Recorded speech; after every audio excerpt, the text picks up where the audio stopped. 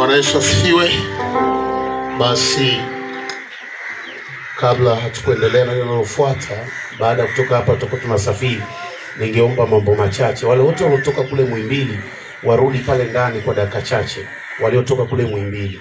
Lakini pia tungekaribisha ikiwa yuko ndugu sasa, ili aweze kutoa neno la shukrani kwa na utaratibu, kwa sababu baada ya hapa hawa ndugu watakuwa kiingia kwenye gari na kuondoka. Kwa karibu sana sana ndugu karibu. Mwana Kilo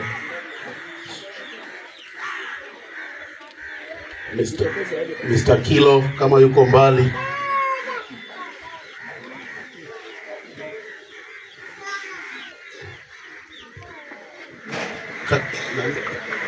George, karibu.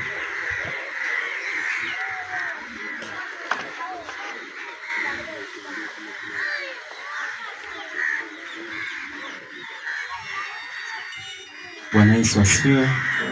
Tumsifu Yesu Kristo. Basi nitasema kwa ajili ya neno la shukrani. Ningeomba nisome andiko alafu nasema maneno machache.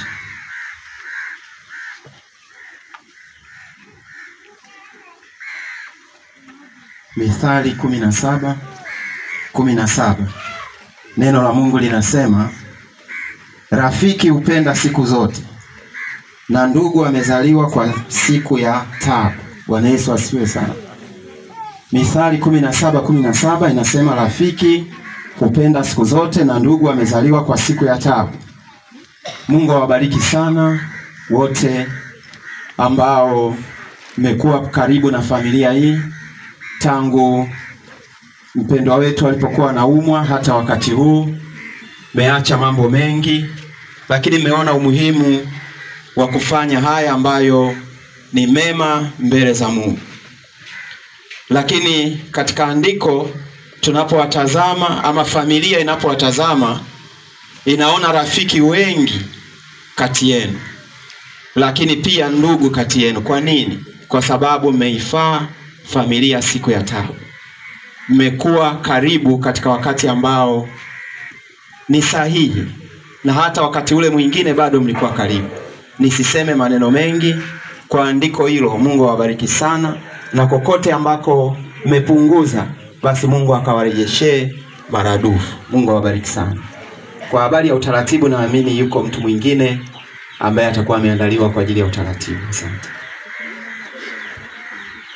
Bwana Yesu asifiwe. Basi tulipokuwa kule ndani tulishaomba kwa ajili ya shukrani pia, na hapa mbele tutakuwa tuna kikapu, utapita tu tutaaga kama ilivyoada kwa wakati wetu. Zamani tulikuwa tunafungua, lakini sasa tutatumia picha iliyoko mbele, na utatoa sadaka yako kama sehemu ya shukrani kwa Mungu wetu kwa maisha.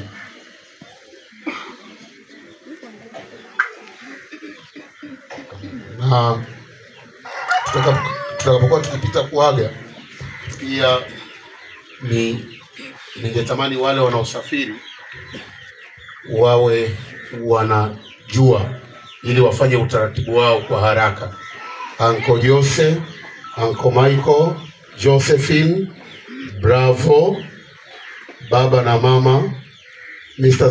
Stanley, Mrs. Stanley Dora, mama yetu mchungaji Mbwambo, mama Anthony, mama Migomba, Grace Molel, mama Groli, mama Asia, Peter Daha, mchungaji Ngoda, watoto watatu wa Matias na Selina, alafu George Kilo na Hamisi Nuru. Labda kama ulikuwa kwenye listi ya kwenda na nimesahau kukuorodhesha, naomba tunapoaga utie bidii unione, kwa sababu nafasi bado tunazo. Bwana Yesu asifiwe sana. Mungu wa mbingu na nchi awabariki sana.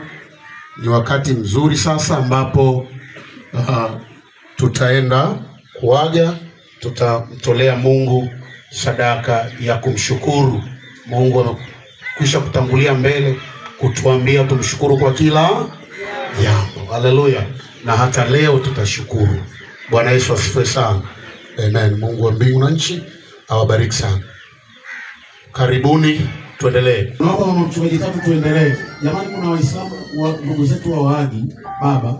Kwa hiyo wale wanaoaga kule tuendelee tuanze. Tuendelee na tezi. Kazi yangu ikisha na mimi nikio na kuvaa kutokuharibika, nitamjua Mwokozi nifikapo ng'amboni, atakuwa wa kwanza kunilaki.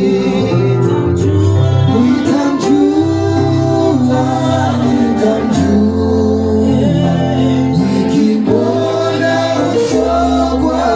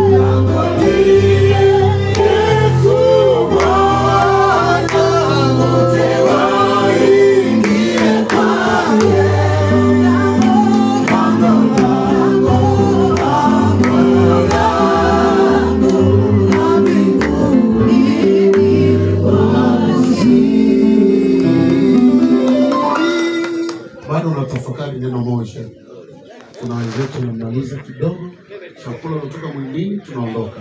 Ili kuna neno moja nitafakari na nitaendelea kuimba. Tuwaje akasema angechagua kuondoka, angechagua kuondoka kwa mtoto. Haya ni maneno ya askofu. Kuna jambo la kumshukuru Mungu kwamba Prosper yuko sehemu salama. Na hatuna sababu ya kulia kwa uchungu. Haleluya. Hebu kama kweli tuna uhakika kwamba Prosper yuko sehemu salama, basi tunapaswa kumtukuza Mungu. Sasa naomba tukuze Mungu kidogo. Kaa pale kwenye keyboard. Ukisikia kucheza cheza, karibu kwenye keyboard Israeli. Ukisikia kumsifu Mungu, msifu Mungu. Ukisikia kuruka ruka, la sivyo tumaini letu sisi wateule litakuwa halipo. Ikiwa liko tumaini, ikiwa Mungu tunasema leo ametujibu sawa, basi tuna kila sababu ya kumtukuza. Nimemwona, yes, anapendeza. Nimemwona anapendeza.